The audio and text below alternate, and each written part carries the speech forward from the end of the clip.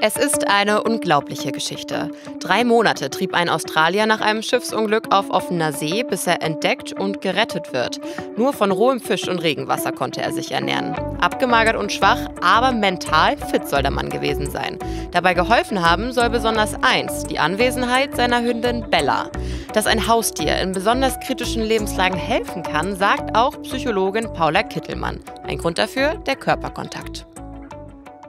Da werden Hormone freigesetzt, nämlich Oxytocin, was ein Bindungshormon ist und auch Kuschelhormon genannt wird, und Endorphine, also Glückshormone. Und die sind nicht einfach nur gut, weil sie auch Glückshormone sind, sondern weil die auch den Adrenalinpegel senken. Adrenalin ist ein Stresshormon. Das ist deswegen gut, wenn wir zu viel Adrenalin im Körper haben, ist das auf Dauer eine Belastung. Also das geht auf das Herz-Kreislauf-System zum Beispiel. Und wenn wir weniger Adrenalin im Körper haben, dann ist das auch besser für den Blutdruck, für die Herzfrequenz und so weiter.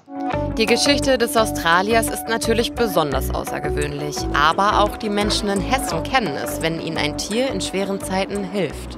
Wenn jemand gestorben ist, der Hund kümmert sich um einen, der merkt das. Ja. Das war ein Dackel. Und der wusste genau, wann ich nach Hause kam von der Arbeit. Und der hat dann immer an der Tür gewartet und die Pantoffeln gebracht. Wo man mal traurig war oder was weiß ich, und du kommst nach Hause und der springt dich an und freut sich einfach. Und das sind so Momente, wo man einfach nicht vergessen kann. Es muss aber nicht einmal das geliebte Haustier sein. Auch ein Gegenstand, wie zum Beispiel ein Glücksbringer, kann uns helfen, sagt die Psychologin.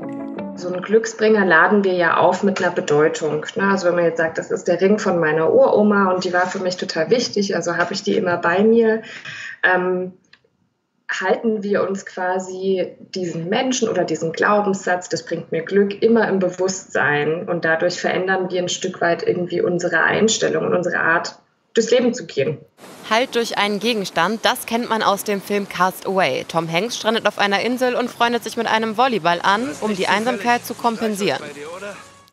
Im Falle des Australiers war das nicht nötig. Hündin Bella und ihr Herrchen sind nun übrigens in Sicherheit und brauchen erstmal ordentlich Zeit, um sich zu erholen.